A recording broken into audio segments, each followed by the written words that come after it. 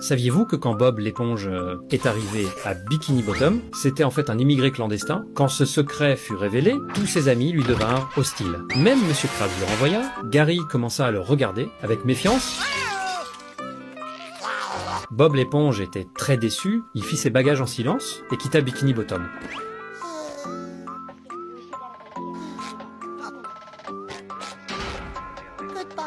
Bob l'éponge erra sans but, dans les profondeurs marines, jusqu'à la tombée de la nuit. Il découvrit qu'il était arrivé dans un endroit totalement inconnu. Bob l'éponge avait très peur. Il se mit à courir, sans s'arrêter, et finit par tomber d'une falaise. Quand il se réveilla,